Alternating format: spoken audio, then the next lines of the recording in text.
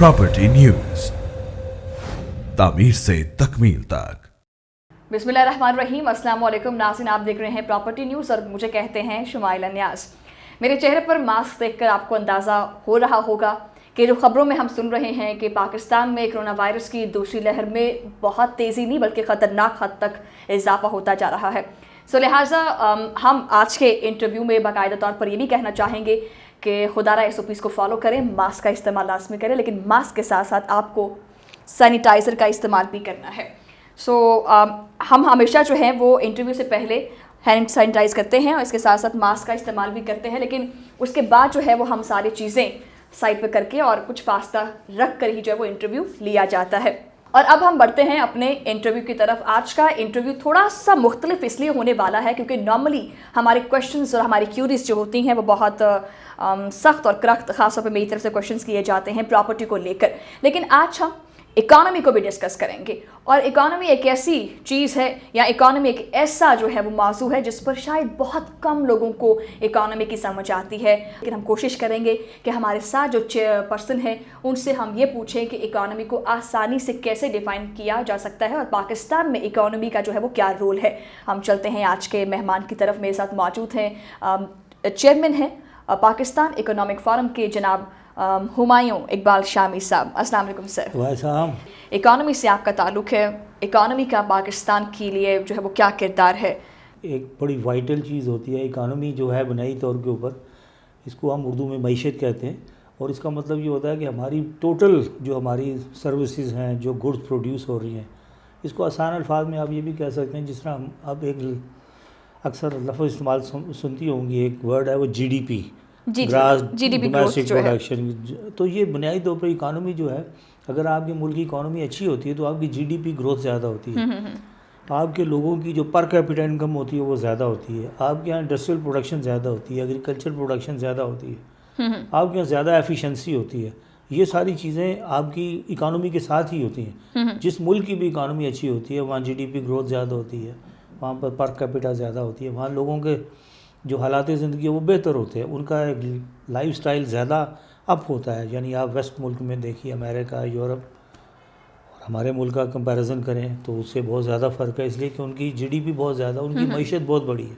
Economy जो है वो एक टर्म है बुनियादी तौर के ऊपर और ये इंडिकेट करती है कि इकानमी अच्छी है तो आपका मुल्क खुशहाल है, अगर इकानमी आपकी अच्छी नहीं है तो आपका मुल्क जो है वो खुशहाल नहीं है। ये जो शोबा है इसमें ज़्यादातर जो है, जिस तरह से अगर बात की जाए हमारा चैनल जो है वो बेसिकली प्रॉपर्टी बेस्ड है, तो प्रॉपर्टी जो है वो किस तरह से इकानमी को बूस्ट करती है या उसका क्या किरदार है इकानमी में? देखिए, इकानमी जब हम GDP की, जो मैंने अभी आपको बात बताया कि GDP हमारा 3-4 चीज़ों का मजमुआ होती है।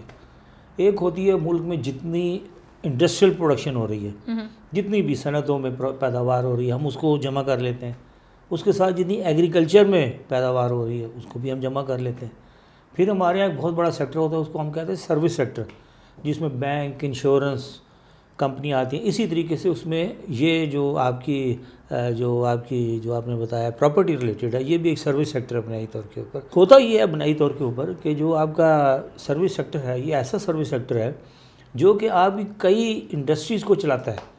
इस एक घर अगर बनता है ना, एक घर सिर्फ एक घर की बना है तो उसमें तकरीबन 42 किस्म की मुख्तलिफ इंडस्ट्रीज से चीज़ें आती हैं। मसलन ये सीमेंट आएगा, सरिया आएगा, ये इंडस्ट्रियल प्रोडक्शन है, बिजली का सामान आएगा, इंडस्ट्रियल प्रोडक्शन है, फैंस लगेंगे, इंडस्ट्रियल प्रोडक्शन है, एयर कंडीशन लगेंगे, इंडस्ट्रियल प्रोडक्शन है, फर्शों का मटेरियल आएगा, जो आपकी टाइल्स होती हैं वो होता है, सैनिटरी का सामान आएगा। तो तकरीबन यानी इकॉनमी तो हर चीज़ के अंदर ही है। इकानमी बुनियादी तौर पर एक टर्म है। हम मतलब इकानमी को हम ये नहीं कह सकते कि ये कोई एक ऐसी चीज़ है जो कि किसी एक जगह पे खड़ी हुई है। इकानमी एक टर्म है बुनियादी तौर के ऊपर, ये एक इस्तिलाह है जिसको हम कहते हैं, हम इसको बतौर इस्तिलाह इस्तेमाल करते हैं, आइडियोमेटिक टर्म के अंदर इस्तेमाल करते हैं। लेकिन मैंने आपको एक बड़ा अच्छा उसका पैमाना ये बता दिया कि जिस मुल्क की इकानमी अच्छी होगी वो खुशहाल मुल्क होगा। क्या समझते हैं पाकिस्तान की इकानमी की अगर तारीख़ देखी जाए तो पिछली 50 साल तारीख़ में आपने पाकिस्तान की इकानमी को कहाँ पर स्टेबल और बेहतर पाया है? या अगर तब्दीली सरकार की बात करते हैं, आज की मौजूदा हुकूमत की बात करते हैं, तो क्या समझते हैं इस गवर्नमेंट में इकानमी जो है वो स्टेबल है? इस तरह है कि जब हम पाकिस्तान बना है, पाकिस्तान 1947 के, تو اس وقت یہ تھا کہ ہمارے پاس جو انفراسٹرکچر نہیں تھا اس طرح کا، نیا ملک تھا، ایک آپ کو معلوم ہے ریفیوجیز کا سیلاب آ رہا تھا، یہاں سے لوگ جا رہے تھے، وہاں سے لوگ آ رہے تھے، تو وہ ارلی ایئرز جو 1-2 سال تھے وہ تو پاکستان کے تقریباً اسی میں خرچ ہو گئے۔ 2-3 سال کے بعد یہ مسئلہ کافی سبسائڈ ہو گیا تھا، لوگوں میں گھر مل گئے تھے، کیونکہ ہوا یہ تھا کہ جو پراپرٹیز جو یہاں پر ہندو سکھ چھوڑ کے گئے تھے وہ پھر مسلمانوں کو مل گئیں، اور بلکہ وہ کچھ لوگ کہتے ہیں کہ وہ زیادہ تھی، تو اس لحاظ سے وہ خاصا وہ اس میں سیٹلمنٹ ہو گئی، کافی حد تک ہو گئی ان کی۔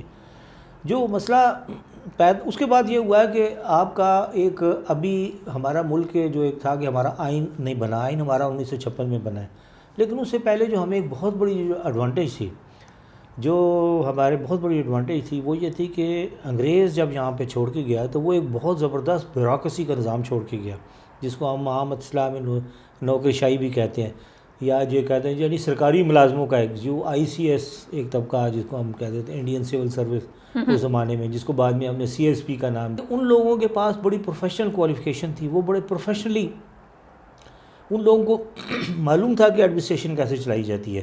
اس کا نتیجہ یہ ہوا کہ جو ہمارے ارلی ایئرس تھے گو کہ وہ بڑے پولیٹیکلی انسٹیبل تھے۔ اگر آپ یہ دیکھیں 1951 میں ہمارے پہلے قائد لیاقت علی خان کا انتقال ہوا، اس کے بعد اس وقت سے لے کے 1958 تک تقریباً 7 یا 8 مختلف پرائم منسٹر جو ہیں وہ آئے، لیکن اس کے باوجود بیوروکریسی موجود تھی، تو نتیجہ یہ ہوا کہ سسٹم میں خرابی نہیں آئی، لا اینڈ آرڈر کی سچویشن اچھی رہی۔ اس کے علاوہ 1955 میں ہم نے اپنا پہلا 5 ایئر پلان بھی سٹارٹ کر لیا، اور وہ 5 ایئر پلان ایسا تھا جو بغیر کسی قرضے کے تھا، اس میں یہ بڑی خوبی تھی۔ تو وہ سٹارٹ ہوا، ہمارے وارسک ڈیم سٹارٹ ہوا، آپ دیکھیں 52 میں ہمارے گیس کی بلوچستان میں سوئی میں گیس دریافت ہو گئی، وہ ہمارے ملکی اپنے لوگوں نے کی۔ اس طریقے سے پروجیکٹس بننے شروع ہو گئے، کام چلنا شروع ہو گیا۔ 55 کے بعد یہ ہوا کہ 58 میں پھر ماشاء اللہ لگ گیا، ایوب خان کی حکومت آ گئی۔ ایوب خان کی حکومت آنے میں یہ ہوا کہ کیونکہ وہ ایک سیاسی طور کے اوپر بڑی مضبوط حکومت تھی، 10 سال انہوں نے کی، لیکن اس میں یہ ہوا کہ اس عرصے کے اندر بڑی پلان قسم کی انہوں نے وہ جو 5 ایئر پلان تھا جو 60 میں ختم ہوا، اس کے بعد ایک نیا پلان بنایا گیا جو 60 سے 65 تھا، اور وہ اس سے بھی زیادہ کامیاب تھا پہلے سے بھی۔ اور اس زمانے میں پاکستان کی معیشت اتنی مضبوط ہو گئی تھی کہ ہماری جو انڈسٹریل گروتھ تھی ہماری پاکستان کی، وہ یہ جو آج کل 3-4 بڑے ملک ہیں، ملیشیا، انڈونیشیا، تھائی لینڈ، جو کہ ان کی تمام جو GDP سے انڈسٹریل گروتھ جو تھی، ان کی جو انڈسٹریل گروتھ اور ہماری گروتھ ان سے زیادہ تھی ان کو ملا کے۔ اس کے علاوہ ہماری اس وقت پر کیپٹا انکم جو تھی وہ چائنا سے زیادہ تھی، اس وقت ہماری انڈیا سے زیادہ تھی، ساؤتھ کوریا سے زیادہ تھی، 50s میں یہ 65 کے اراؤنڈ 64 65 یعنی 60s کے اندر۔ وہ ایسا دور تھا کہ جس میں ہمارے لوگوں نے اس کو باقاعدہ طور کے اوپر اس کو انہوں نے بلکہ ساؤتھ کوریا میں تو آج بھی یہ کہا جاتا ہے کہ انہوں نے پاکستان کے اکنامک ماڈل کو اپنایا، جو پاکستان نے اکنامک ماڈل کیا۔ 60s میں پاکستان کا اکنامک ماڈل ہارورڈ یونیورسٹی جو امریکہ کی سب سے بڑی اکنامک یونیورسٹی ہے، اس کے اندر، بلکہ دنیا کی سب سے بڑی یونیورسٹی اچھی سمجھی جاتی ہے، اس کے اندر ہمارا اکنامک ماڈل جو تھا، ڈیولپمنٹل ماڈل، باقاعدہ پڑھایا جاتا تھا ایز اے کیس اسٹڈی کے طور کے اوپر، کہ اتنا پاکستان کے اس زمانے میں وہ اس کو بہتر سمجھا جاتا تھا۔ اس کے بعد یہ ہوا کہ 65 میں ہماری وار ہو گئی، اس کا نتیجہ یہ ہوا کہ ہماری وہ جو ریسورسز تھے وہ ڈائیورٹ ہو گئے اکانومی ملٹری کی طرف، اس سے ایک سیٹ بیک ہوا انیشیل، لیکن وہ ہم اس کو ریکور کر گئے۔ 67 میں ہم پھر دوبارہ گروتھ ہماری جو ہے 6% سے ابو چلے گی۔ 68 میں بھی یہ صورتحال تھی، 69 میں پھر ماشاء اللہ دوبارہ لگ گیا، لیکن وہ بھی 70 تک یہ ہوا۔ 1970 کو کہ ہمارے ہاں یہ سمجھا جاتا ہے کہ وہ دور ایسا تھا کہ جب بہت زیادہ ایک ٹرمائل کی سچویشن تھی، لیکن اس کے باوجود میں آپ کو کہوں گا پاکستان کا جو سب سے زیادہ GDP گروتھ ریٹ ہوا تقریباً 11%، وہ 1970 کا تھا۔ 1970 کا، 1970 کو گزرے بھی 50 سال ہو گئے، 50 سال گزر گئے، وہ سب سے زیادہ تھا۔ لیکن اس کے بعد 71 آن ورڈ ہماری پھر اکانومی اس طرح سنبھل نہیں سکی، یعنی 50 سال سے ہماری اکانومی سنبھل نہیں سکی۔ اس کے بعد نہیں سنبھل۔ 1970 کے بعد ہماری اکانومی بجائے بڑھنے کے، ہماری اکانومی میں گروتھ ضرور ہوئی، اس میں کوئی شک نہیں، گروتھ ہوتی رہی، ایسی نہیں ہے، لیکن ہم دنیا سے میچ نہیں کر سکے۔ جو ہمارا کمپٹیشن تھا جن ممالک کے ساتھ، ہم مثلاً یہ ہے کہ اگر ہم اب وہ 6% پہ جا رہے تھے تو ہم 2% پہ چلے گئے، تو نتیجہ یہ ہوا آہستہ آہستہ وہ جو کنٹریز تھے، ساؤتھ کوریا آگے نکل گیا، انڈیا آگے نکل گیا، چائنا آگے نکل گیا، ملائیشیا آگے نکل گیا، تو ہم جو ایشیا کے اندر ایک لیڈنگ ہماری جو 60s میں ہماری جو گروتھ تھی وہ جاپان کے بعد ایشیا میں سب سے زیادہ تھی، یعنی سب سے زیادہ ہم ایک پراسپیکٹیو کنٹری تھے جس طریقے سے. آج جس طرح چائنا کے بارے میں کہا جاتا ہے کہ چائنا بہت تیزی سے ترقی کر رہا ہے، دنیا اس وقت کہہ رہی تھی پاکستان بہت تیزی سے ترقی کر رہا ہے. اور ورلڈ بینک کی ایک اسٹڈی ہوئی تھی کہ 1967 میں پرابیبلی کہ انہوں نے کہا تھا کہ اگلے 10 سال کے اندر پاکستان فرسٹ ورلڈ کا پارٹ بن جائے گا، یعنی امریکہ جرمنی کے مطابق ان کی GDP ہو جائے گی اس کی ملک کی، اور اتنا پراسپیکٹیو کنٹری تھا. لیکن اس کے بعد پھر ٹرمائل رہا، 70 سے بریک لگ گئی. 70 سے یہ ہوا، 72 میں بھٹو صاحب آئے، انہوں نے آتے ساتھ نیشنلائزیشن کر دی. نیشنلائزیشن کے بعد جو ہمارا ریورس ہوا، ایک جو کانفیڈنس تھا انٹرپرینور کا، انڈسٹری کا وغیرہ، وہ سارا کولیپس کر کے شٹر ہو گیا. وہ آج تک واپس نہیں آ سکا، بلکہ وہ لوگ جو تھے انڈسٹریز تھے وہ چھوڑ گئے، ملک چھوڑ گئے. آپ کو معلوم ہے گلف کے اندر یہ UAE میں گئے، کوئی افریقہ چلے گئے، انگلینڈ یورپ میں چلے گئے، کافی اس طریقے سے کینیڈا چلے گئے. تو وہ ہمیں بڑا نقصان ہوا اس کا. وہ پھر ہمارا وہ چیز ہماری واپس نہیں آ سکی. پھر 77 88 کے بعد آپ کو معلوم ہے ایک اور مارشل لا لگا ضیاء الحق کا. وہ اس کے اندر یہ ہوا کہ اس کے کچھ عرصے کے بعد افغان کرائسس آ گئے. جو افغان کرائسس آنے سے یہ ہوا کہ ہمیں امریکن ایڈ آنا شروع ہو گئی، یورپ ایڈ آنی شروع ہو گئی، تو مصنوعی طور پہ ہمیں لگا ہمارے یہاں خوشحالی سی آ گئی. لیکن وہ جو اس کے دور رس نتائج تھے کہ کیونکہ وہ ہم نے ایک ایسے وار کے اندر، وار آف ٹیررزم کے اندر ہم انوالو ہو گئے کہ اس کے بعد یہاں کلاشنکوف کلچر بھی آیا، یہاں آپ کو معلوم ہیروئن کا بھی راج ہو گیا، یہاں پر انفلوئنس ہو گیا، آپ کے جو افغان ریفیوجیز آ گئے، وہ آج تک ہمارا آپ کو معلوم ہے کہ ہم میزبانی کر رہے ہیں ان کی. پھر ہم ایک ایسے سرکل کے اندر، ایک گرداب کے اندر پھنس گئے جو آج تک ہم نہیں نکل پائے. اس کے بعد پھر دور آیا ضیاء الحق کے بعد، جو ہمارے 90s کے بعد بے نظیر بھٹو، پھر نواز شریف. 90s میں یہ ہوا کہ بے نظیر کا پہلے حکومت آئی، پھر نواز شریف کی آئی. لیکن یہ دونوں نے ایسا کیا کیونکہ یہ دونوں بالکل نئے تھے، ان لوگوں کا کوئی ایکسپیرینس نہیں تھا. نتیجہ یہ ہوا کہ پاکستان ایک تجربہ کار بن گئی. تو وہ 90s کا سارا پیریڈ ہمارا ایسا رہا کہ جس میں ہماری انڈسٹریل گروتھ اور ٹوٹل گروتھ GDP وہ شاید پورا 90s میں ہماری 2-3% سے زیادہ نہیں بڑھ سکی اوورآل ایگریگیٹ کے طور کے اوپر. تو وہ بڑا ایک 10 سال کا بڑا سیٹ بیک. وہ یہ پیریڈ تھا جس میں کہ 90s میں انڈیا نے دوبارہ اپنے آپ کو ریسٹارٹ کیا تھا، اور اس کا نتیجہ یہ ہوا کہ انڈیا کا وہ اس نے گروتھ پاکستان سے اس کی آگے آنی شروع ہوگی، جو کہ 2-3% پہ تھی، وہ 6 اور 7% پہ جانی شروع ہو گئی. اس کے بعد یہ ہوا کہ پھر 90s میں آپ نے دیکھا 2099 کے بعد یہاں پھر مارشل لا لگ گیا. پھر خیر ایک ٹیکنوکریٹ گورنمنٹ آئی شوکت عزیز صاحب کی، انہوں نے اس لحاظ سے ذرا دیکھتے ہوئے ساری چیزوں کو، ملک میں اسٹیبلٹی بھی تھی، تو وہ 10 سال پھر ہم نے تقریباً 6.5% کے حساب سے گروتھ لیا، جو کہ پیریڈ 2008-2007 کے اینڈ میں ختم ہو گیا. 2008 میں دوبارہ بے نظیر صاحبہ کی دوبارہ سیکنڈ ٹرم میں حکومت آ گئی. وہ بے نظیر صاحبہ کو تو نہیں آئی، لیکن وہ آئی آپ کے پیپلز پارٹی کی دوبارہ حکومت آ گئی اس کے تحت. لیکن پھر دوبارہ ہم نے یہ دیکھا کہ ایک امیچور قیادت آئی. اس کا نتیجہ یہ ہوا کہ 2-3 سال کے اندر پھر ہماری گروتھ جو تھے، جو کہ 6.5-7% دے رہے تھے، وہ جا کے پھر 1.5-2% پہ چلی گئی. پھر اس کے بعد آپ نے دیکھا کہ اب 2013 سے لے کے اور 2018 تک میاں صاحب کی حکومت آئی. یہ کمپیریٹیولی اس لحاظ سے بہتر رہی کہ اس میں GDP گروتھ تھوڑی سی پک ہوئی، یعنی 2018 تک جاتے جاتے ہم نے دیکھا کہ 5.8 پہ چلی گئی. اسٹاک ایکسچینج بہتر ہونا شروع ہو گئی، روپی کی اسٹیبلٹی تھی.